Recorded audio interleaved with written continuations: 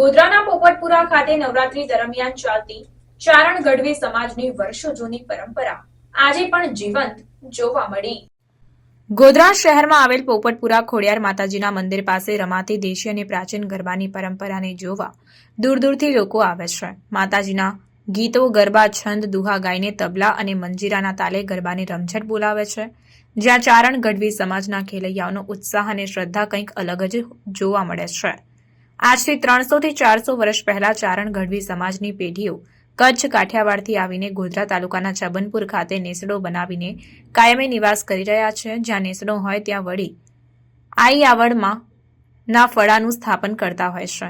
ત્યાં જ ચારણી પરંપરા પ્રમાણે રાસ ગરબા અને દાંડિયા રાસ રમતા હોય છે, જે એક વીર રસનું આબેહૂબ પ્રતિકૃતિ કરાવતા હોય છે।